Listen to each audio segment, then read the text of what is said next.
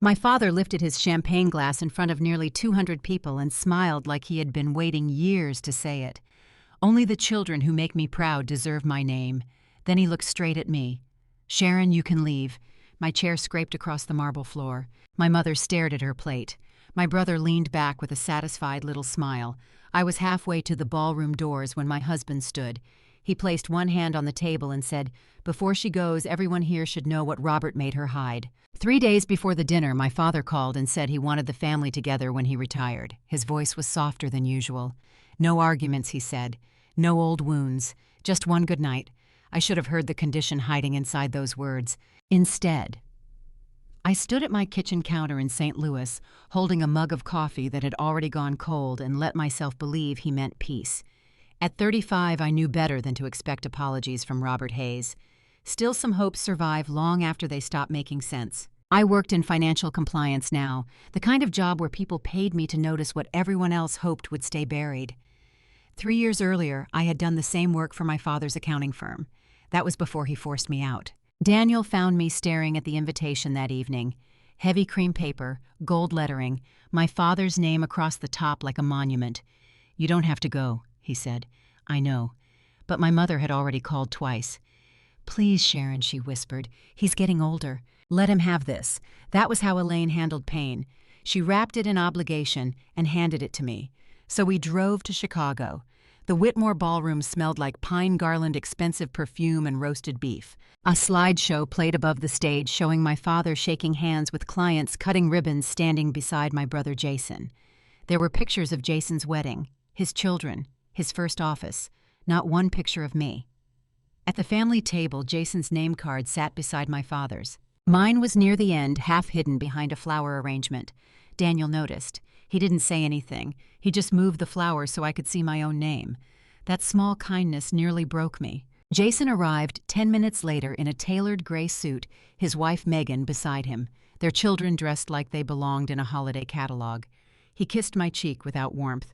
"Glad you came," he said. "Dad was worried you might make this difficult." Before I could answer, my mother touched my wrist. "Not tonight." Then my father stepped onto the stage. The applause rose around him, and on the screen behind his shoulder appeared a single sentence, "The future of the Hayes legacy." Under it was Jason's photograph. The applause kept going while Jason stood and adjusted his jacket like he had already been handed the keys. I looked toward the board members seated near the stage. Margaret Collins, one of the senior partners, wasn't clapping.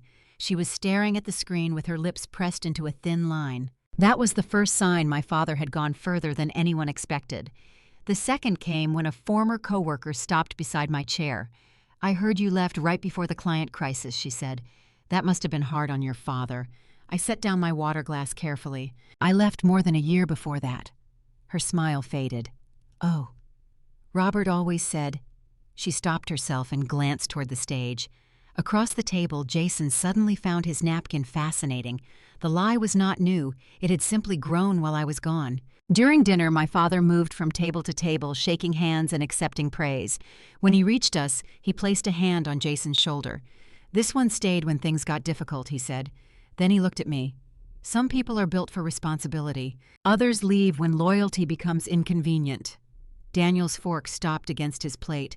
I felt his knee touch mine beneath the table. A warning, or support, maybe both. "I didn't leave," I said quietly. "You removed me." My father's smile never moved. "Not tonight, Sharon." He walked away before I could answer. My mother leaned closer, the scent of her rose perfume mixing with the coffee in front of me. "Please let him have his moment. What about the last 3 years of mine?" Her eyes dropped. That was her answer. A few minutes later, my phone buzzed inside my purse. A message from an unknown number. "He plans to ask you publicly. Do not agree to anything." Attached was a photo of a printed statement placed beside the podium. I recognized the first line. I had seen the same wording earlier that week when my father emailed it to me. I voluntarily resigned and had no role in the events that followed. At the bottom was a blank line for my name. My father did not want reconciliation. He wanted a witness. He wanted me to stand in front of his clients, his employees, and the board, then help turn Jason's promotion into a clean family success story. I showed the message to Daniel. His jaw tightened. Who sent it, I don't know. On stage, my father tapped his glass. The ballroom settled. He praised the staff. He thanked the clients. Then he spoke about sacrifice, loyalty, and children who understood the weight of a family name. Jason smiled before his name was even called. Then my father turned toward me. "Sharon," he said, holding out the statement, "come help us put the past behind us." The paper edge pressed into my palm as I took the statement from my father. For 1 second I saw the old office again. Fluorescent lights, cold coffee. Jason leaning against my desk while Dad told me to soften the report. Just change the wording, he had said. No one needs to be blamed. What he meant was Jason didn't need to be blamed. I looked at the signature line, then folded the statement once. No. My father's smile tightened. "Excuse me, I won't sign something that isn't true." A few people shifted in their chairs. Someone set down a glass too hard. Jason stood halfway. "Sharon, don't turn this into one of your episodes." There it was. The label they had used for years. Too emotional. Too difficult. Too angry whenever I refused to disappear quietly. I faced him. "You mean the episode where I warned you?" His face changed. My father stepped between us and reached for the paper. "This is a retirement dinner, not a courtroom." "Then why are you asking me to give testimony?" A nervous laugh moved through one table and died quickly. Dad's cheeks darkened. He lowered his voice, but the microphone caught every word. "You left this family when we needed you. You pushed me out. I gave you a choice. You gave me a choice between lying and leaving." My mother whispered my name, not his, mine, as if I were the danger in the room. My father turned back toward the guests and lifted his glass. "Some children spend their lives blaming others for their failures." Then he looked directly at me. "Only the children who make me proud deserve my name." The words landed harder than I expected. Not because they were new, but because he had finally said them where everyone could hear. Jason leaned back in his chair. My mother stared at her plate, and my father pointed toward the ballroom doors. "Sharon, you can leave." My chair scraped across the marble as I stood. My legs felt hollow, but I kept my shoulders straight. I made it past 3 tables before Daniel caught up with me. "Do you want to go?" he asked quietly. I looked back at the stage. Dad was already raising his glass again, ready to continue as if I had been removed like an unpleasant interruption. "I don't know." Daniel reached into his jacket and pulled out his phone. "You don't have to prove anything tonight," he said. "But the board already has the records. And if he tells one more lie about you, I'm done protecting him." Behind us, my father laughed into the microphone. Daniel turned around. Then he walked back toward the center of the ballroom. Daniel's shoes struck the marble in slow, even steps. Forks stopped halfway to mouths. Glasses hovered above white tablecloths. My father watched him approach with the irritated smile he used whenever someone lower in the room forgot their place. "Daniel," Dad said into the microphone, "take your wife home." Daniel stopped beneath the stage. "I will," he said. "But first you need to stop lying about why she left." Jason pushed back his chair. "This has nothing to do with you. It became my business when I spent 3 years watching Sharon blame herself for something Robert did to protect you." A murmur rolled through the ballroom. Dad gripped the podium. "You have no idea what happened inside my company." Daniel lifted his phone but did not display anything to the guests. "I know Sharon reported a compliance failure before it became a crisis. I know you demanded that she remove Jason's name. I know she refused. And I know you told the staff she abandoned the company because that story was easier than admitting you punished the only person who tried to protect it." My father's expression hardened. "Those are private family accusations." "No," Daniel said. "They are employment records, internal messages, and board minutes, and the board received them before tonight."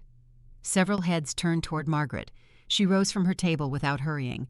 Robert stared at her. "You knew about this." "I received Sharon's statement and the supporting records," Margaret said. "So did the independent reviewers." Jason looked from her to Dad. What reviewers? That question changed the air. Robert had clearly told Jason less than Jason believed. Margaret folded her hands in front of her. The board began a preliminary review after concerns were raised about the succession announcement. "No appointment has been approved." Jason's face drained. Dad leaned toward the microphone. "This is procedural nonsense. Jason led the recovery of our largest account. Everyone here knows that." Daniel looked at him. "No, everyone here knows the version you repeated." He turned slightly, addressing the tables closest to the stage. "When the account was at risk, outside specialists were hired. Legal advisors handled the exposure. Compliance professionals rebuilt the process. Senior staff repaired the client relationship. Jason attended meetings.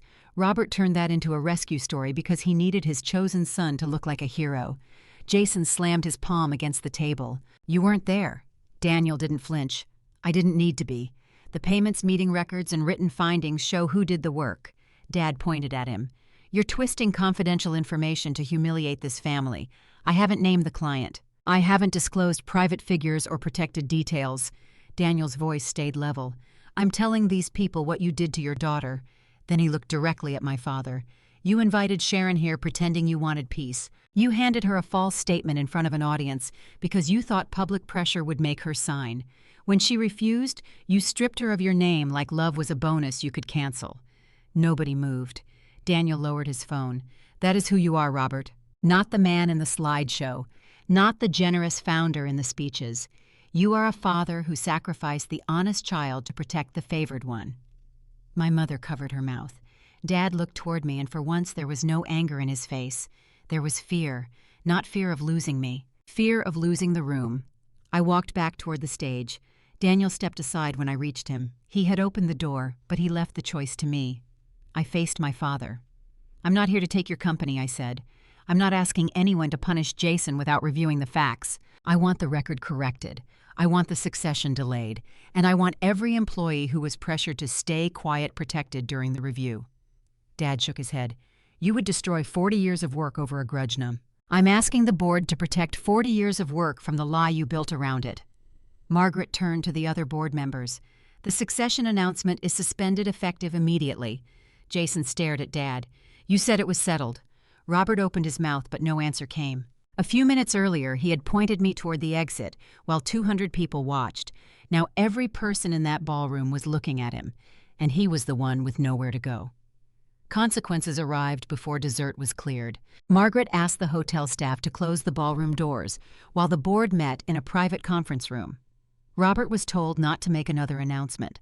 Jason was asked to surrender his access to several internal systems until the review was complete. He looked at our father like a child discovering the person who promised to protect him had been bluffing. "You said the board approved me." Robert rubbed both hands over his face. "I said I had their support. That isn't the same thing."